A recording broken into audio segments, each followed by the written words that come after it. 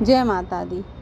आज हम आपको एक प्लांट ऐसा बताएंगे कि ज़्यादातर आप सबके घर में ये लगा होगा। ये प्लांट, इसकी केयर टिप्स के बारे में बताएंगे क्योंकि ये डोरमेंसी में जाने वाला प्लांट है। अब ये सर्दियों में फ्लावरिंग इसमें नहीं आती है तो केवल एक आधी फूल आते हैं, बाकी इसमें फ्लावरिंग वैसे नहीं आती है। और आप देखेंगे कि आपका प्लांट इस तरीके से अब सूखने लगा है। अगर आपको पूरी जानकारी चाहिए इसकी कि हम इसके साथ क्या करें अब कि जिससे कि ये हमें जब इसका सीज़न आए तो इसकी भरपूर मात्रा में इसमें हमें और भी कई गुना हमें इसमें फ्लावर देखने के लिए मिले, तो आप मेरी वीडियो पर बने रहिए। साथ में अगर मेरी वीडियो को आपने लाइक, शेयर एंड सब्सक्राइब नहीं किया है तो ज़रूर करें। सबसे पहले हम देखेंगे कि हमारा जो प्लांट है, अपराजिता का प्लांट है, उसमें इस तरीके से सीड पॉट बनते हैं। आप देखिए, तो जब ये सूख जाए तो आप कोई भी अपने प्लांट में इस तरीके से, तो आप जब देखेंगे इनको तोड़ के तो आप देखेंगे कि इस तरीके से इसमें जो ब्लैक सीड निकलते हैं तो वो आप अपने किसी भी जो भी आपके पॉट हैं आप उनमें रख लीजिए या फिर डाल दीजिए, या फिर आप क्या करें कि इनको आप स्टोर करके रख लीजिए। और जब फरवरी का महीना आएगा तो आप इनको उनमें अपने किसी भी पॉट में डाल सकते हैं इस तरीके से। फिर उसमें आपको ढेरों प्लांट दिखने लगेंगे। जिस तरीके से हमारे इस प्लांट में लगे हैं काफ़ी सीड पॉट, और वो इस तरीके से चटक कर कहीं भी गिर जाते हैं। और आप देखिए कि नए नए प्लांट छोटे छोटे से इसमें उगाते हैं। अब ये प्लांट क्या करेंगे कि ये तो हमारे छोटे प्लांट हैं तो वो इस तरीके से बने रहेंगे और कुछ हमारे सूख जाएंगे। तो हमें क्या करना है कि अब हमें इसकी केयर करना है कुछ, जिसकी वजह से सर्दियों में आराम से चलेगा। और इसमें हमें जब अगला सीज़न आएगा इसका तो हमें काफ़ी मात्रा में इसमें फ्लावरिंग मिलेगी। तो हमारा जैसे प्लांट है तो अभी तो इसमें एक दो फ्लावरिंग हो रही हैं। आप देखिए कि इस तरीके से इसमें कल फिर से एक फ्लावर आएगा। तो मैं अभी इनकी कटिंग नहीं कर रही हूँ, पर जब मैं जिस दिन देखूँगी कि इसमें अब फ्लावर नहीं दिख रहे हैं तो फिर मैं इसे बिल्कुल ही इस तरीके से कट कर दूँगी और इसकी जो मोटी मोटी ब्रांचें बची हैं बस उन्हें ही छोड़ दूँगी और उसकी पूरी कटिंग अच्छे से कर देंगे। क्योंकि अभी हमारा प्लांट अभी ये हेल्दी है और इसमें अभी फ्लावर आ रहे हैं। बस अगर आपका प्लांट सूख गया है तो आपके लिए है कि आप इसके साथ क्या करें। तो आप क्या करेंगे कि इसकी आप कटिंग कर दीजिए, बस इसकी मोटी मोटी ब्रांचें बची रहने दीजिए और बिल्कुल नहीं डरिए कि आप इसको ख़राब हो जाएगा। कुछ जब आप कटिंग कर देंगे तो कुछ समय बाद आप देखेंगे कि ये पूरा अच्छे से सूख चुका होगा और इसमें एक भी पत्तियां नहीं बचेंगी। बस आपको क्या ध्यान रखना है कि इसे आपको फुल सनलाइट में रखना है।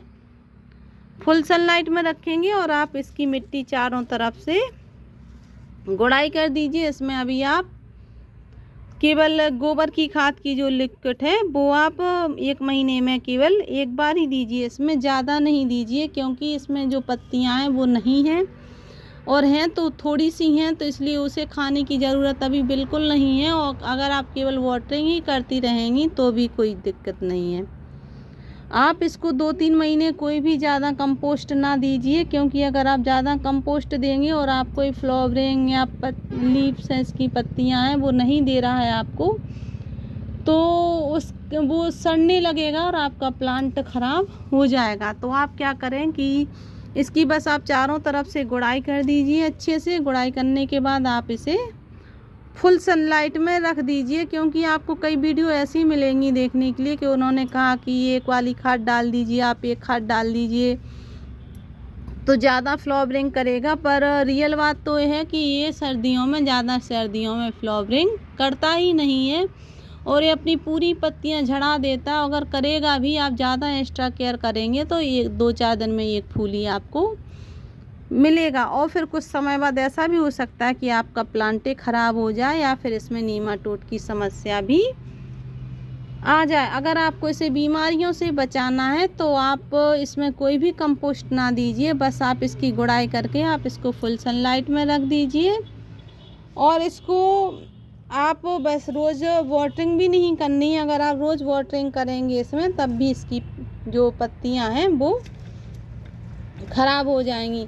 तो आपको इसमें रोज़ वाटरिंग भी नहीं करनी है। बस आप देख लें कि इसकी मिट्टी बिल्कुल अच्छे से सूख चुकी है, इसमें बिल्कुल भी पानी नहीं बचा है, आप तभी इसमें वाटरिंग कीजिए, वरना इसमें आप वाटरिंग बिल्कुल ना कीजिए। तो उससे क्या होगा कि आपका प्लांट ज़्यादा हेल्दी रहेगा और आपको ज़्यादा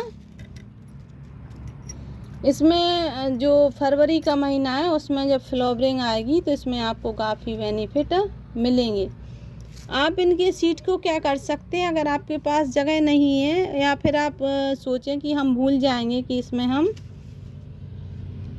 अगर हम सीड कहीं रख देंगे और भूल गए तो फिर हम कैसे ग्रो करेंगे। तो आप क्या करें कि इनकी फलियों को तोड़कर, जो हमारी पक गई हैं इनकी फलियां इस तरीके से, तो आप इनको तोड़कर इसी में डाल दीजिए, इसी पॉट में। तो जब ये फरवरी का महीना आएगा आपका तो ये अपने आप इसमें ये प्लांट खूब सारे ग्रो हो जाएंगे।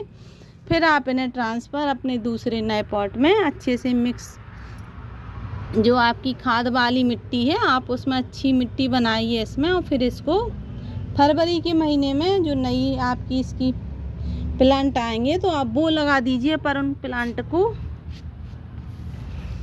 अच्छे से लगाना है, क्योंकि अगर आप उनमें अच्छी से कंपोस्टिंग या मिट्टी नहीं बनाएंगे तो वो भी आपको अच्छे से फ्लावरिंग गर्मियों में या बारिश के महीने में नहीं देंगे। तो आपको क्या करना है कि आपको जब जिस भी आप पॉट में डालें उसकी मिट्टी अच्छी होनी चाहिए। अगर आपके पास मिट्टी नहीं है तो आप कोई भी आप अपना जो गमला है वो ले लीजिए, उसमें आप अपने घर के जो किचन कंपोस्ट के छिलके वगैरह हैं तो वो आप उसमें डालते रहिए अच्छे से।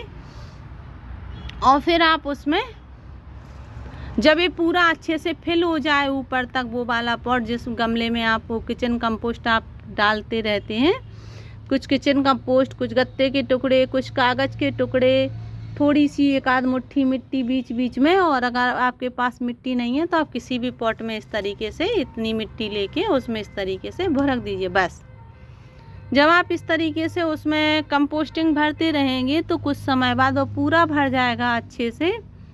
तो आप किसी लकड़ी की सहायता से आप उसे दबा दीजिए। अगर दब जाए वो तो थोड़ी सी कंपोस्टिंग और डाल के ऊपर से थोड़ी सी बस मिट्टी इतनी डाल दी है कि वो पूरी मिट्टी उसकी अच्छे से कंपोस्टिंग को कवर कर ले और कंपोस्टिंग आपकी ना दिखे। फिर आपको क्या करना है कि इसमें आप इसकी जो सीड आपने निकाले हैं इसके, वो आप उसके ऊपर सीड डाल दीजिए अच्छे से।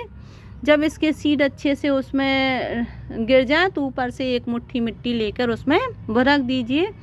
और पानी को आप क्या कीजिए, स्प्रिंकल कीजिए, पानी उसमें दीजिए मत, ऊपर से बस थोड़ा छिड़कना है उसमें पानी, बस अकेला, जिसकी वजह से ऊपर की जो परत आपने मिट्टी की डाली है बस वो गीली हो जाए, बस उतनी ही डालनी है। कंपोस्टिंग तक वो पानी नहीं पहुंचना चाहिए। अगर कंपोस्टिंग तक पानी पहुंच गया तो फिर उसमें कीड़े हो जाएंगे। तो इस पे आपको विशेष ध्यान देना है। और फिर आप क्या करेंगे कि जब उसमें पानी आपको तभी छिड़कना है, आपको पानी नहीं देना है, वही मैं आपसे कह रही हूँ। तो आपको जब भी आप उसमें पानी छिड़कें तो तभी छिड़कें जब उसकी मिट्टी पूरी अच्छे से ऊपर से ड्राई हो जाए, जब तक आप उसमें कोई भी पानी नहीं देंगे। फिर आप कुछ समय बाद देखेंगे जब थोड़ी सी गर्माहट आने लगेगी मौसम में तो अपने आप उसमें ढेरों प्लांट निकलने लगेंगे। और जो आपने कंपोस्टिंग में अपने प्लांट को ग्रो किए थे वो भी दब के आधी पहुंच जाएगी पॉट में, इस तरीके से इतनी हो जाएगी। तो उस पॉट में आप थोड़ी ऊपर से और अच्छी मिट्टी बना के कंपोस्टिंग मिला के उसमें एक प्लांट या दो प्लांट रहने दीजिए। जैसा आपका पॉट है प्लांट वाला, अगर बड़ा है तो उसमें 2-3 प्लांट रखिए और छोटा है तो एक प्लांट रखिए। और बाकी ऊपर अच्छी से खाद वाली मिट्टी बनाकर उसके चारों तरफ डाल दीजिए। और बाकी के जो आप प्लांट हैं एक्स्ट्रा वो निकाल के आप दूसरे पॉट में ग्रो कर सकते हो इस तरीके से। जब इतनी हाइट हो जाए तभी आप उन्हें निकालिए, जब तक आप उनको बिल्कुल नहीं निकालेंगे क्योंकि फिर वो अच्छे से आपके सेट नहीं हो पाएंगे। तो जब इतनी साइज के आपके प्लांट हो जाएं तो फिर आप उन्हें अच्छे से अपने दूसरे पॉट में शिफ्ट कर दीजिए और आपको ढेरों फ्लावर आपको गर्मियों में और बारिश के महीने में मिलेंगे। अगर आपको वीडियो अच्छी लगी हो तो प्लीज़ इसे लाइक शेयर एंड सब्सक्राइब ज़रूर करें। Thank you.